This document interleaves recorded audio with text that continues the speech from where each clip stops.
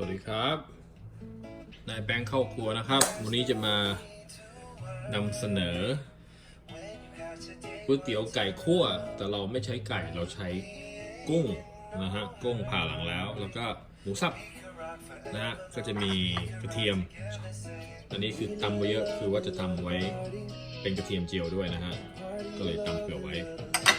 เราไม่มีผัดกรีนลีฟแล้วก็จะใช้ต้นหอมแทนนะครับแล้วก็มีฮาราเปนโย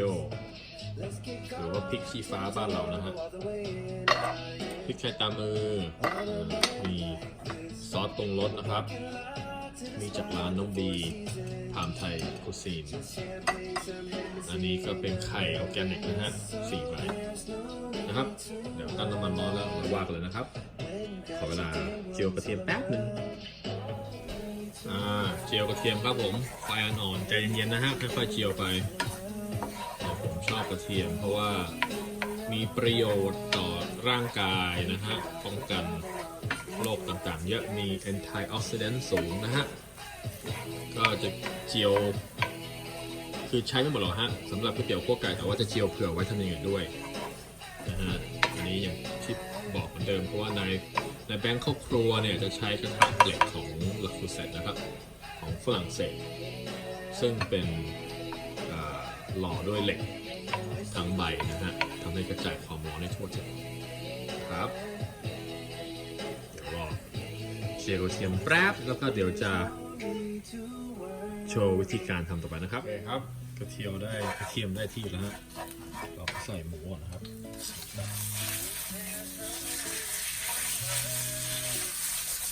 เดี๋ยวพวกแกะเส้นใหญ่เส้นใหญ่หอมหล่อนะ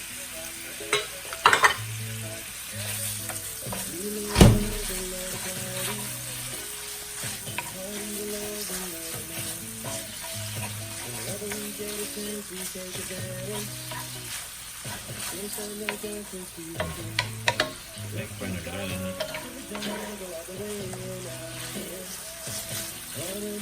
ให้หมูสุกก่อนนะครับผมชอบกระเทียมเจียวก็เลยใส่ไปเยอะหน่อยมันจะเกิดความหอมความนัวนะกุ้งมันจะสุกเร็วกว่าหมูนะฮะผมก็เลยจะใส่หมูก่อนนะฮะเริ่มให้หมูสุกประมาณครึ่งนึงนะฮะแล้วก็จะใส่กุ้งตามแล้วใส่กากแล้วก็ใส่ปรุงรสแล้วก๋วยเตี๋ยวเสร็จแล้วครับง่ายมากทำให้ครอบครัวทานเพื่อนทานได้ง่ายๆนะครับเห็นได้ว่าหมูเราเริ่มสุกด้านแล้วนะฮะเราก็จะเอานี่แหละครับมาซื้อจากสปราวนะฮะใส่ไปเลย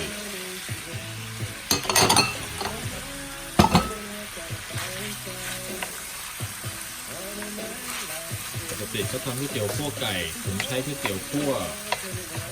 ใช้กุ้งตัวใหญ่ผ่าหลังแล้วกับหมูสับนะฮะคือชอบอะไรก็ใส่อันนั้นได้ไม่มีปัญหาคือชอบอะไรมีอะไรอยู่ในตู้เย็นก็เอามาทำได้นะฮะง่ายๆสบายถ้าอยากจะให้สุกเร็วก็เอาฝามาปิดง่ายดีรอสักพักนึงนะฮะ10 วินาทีแล้วเราค่อยกลับมัน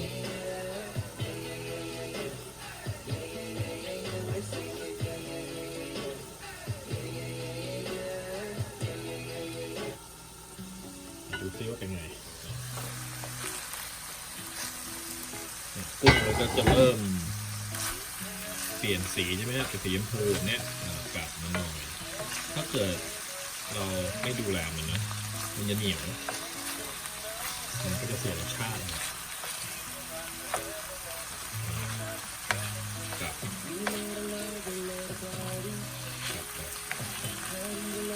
ผมชอบทั้งเปลือกนะเพราะทั้งเปลือกมันจะเพิ่มความนัวเพิ่มความหอม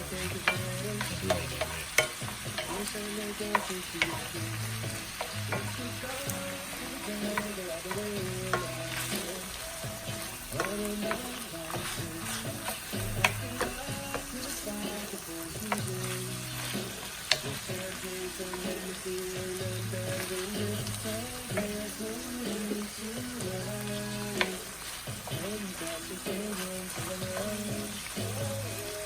ให้กุ้งสุกแล้วนะครับ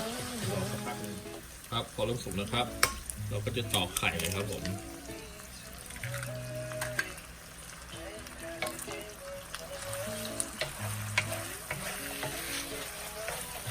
เราก็จะใส่นี่ครับผมน้ำปรุงซอสอันนี้สปอนเซอร์จากร้าน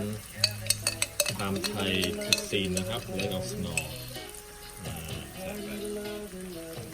เขาผสมมาแล้วพวกน้ำมันหอยอะไรอะน้ำมันหอยซีอิ๊วขาวอะไรพวกนี้ฮะครับเราก็ไม่ต้องมานั่งเหยาะตักได้เลยร้านนี้แนะนำนะครับถ้าเกิดว่าเลกออฟสโนว์ไปทานได้แล้วก็รอให้ไข่สุกนิดนึงเราใส่เส้นก็จะขึ้นได้แล้วนะฮะนี่ใกล้เสร็จแล้วนี่ก็จะเพิ่มความสดใสนะฮะ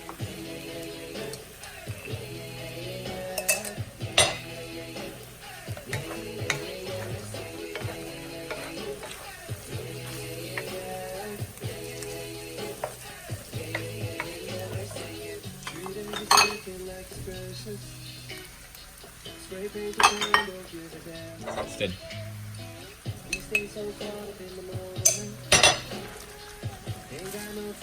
พิธีได้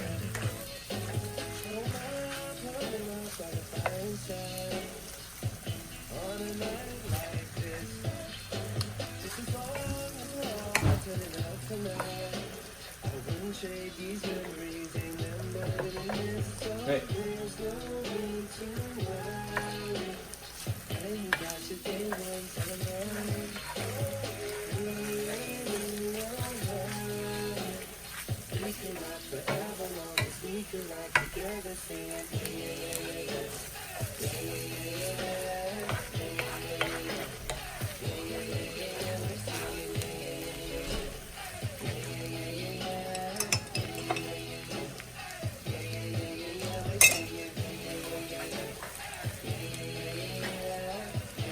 ในเรื่องของเส้นนี่ยีให้มัน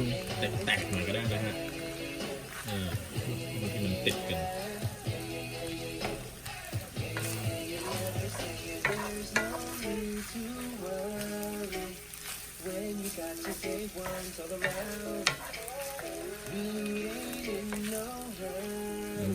ก็เริ่มสีเริ่มน่าทานกุ้งก็ตัวใหญ่เยอะดีเดี๋ยวจะขอเวลาปิดฝาแป๊บนึงนะครับเปิดฝาไว้นะครับเปิดฝาได้แล้วครับมันจะปิดไว้เริ่มมีความหอมทั่วบ้างนะครับฟุ้งกระจายใกล้เสร็จแล้วครับ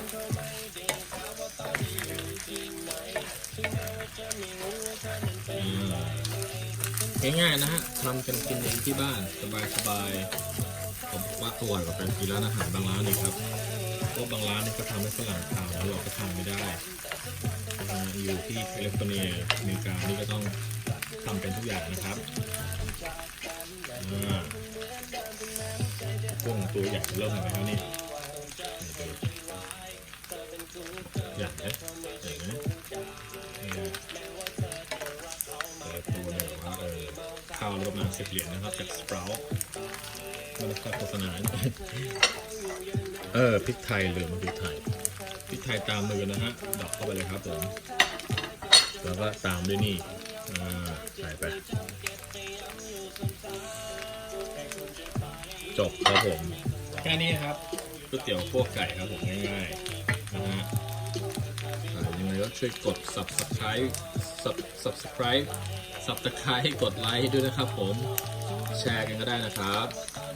เมนูง่ายๆครับผมนายแบงค์ครอบครัวนะครับผมชาไทยครอบครัววันนี้ก็ลาไปแค่นี้ก่อนครับสวัสดีครับขอตัวไปหม่ำก่อนนะครับ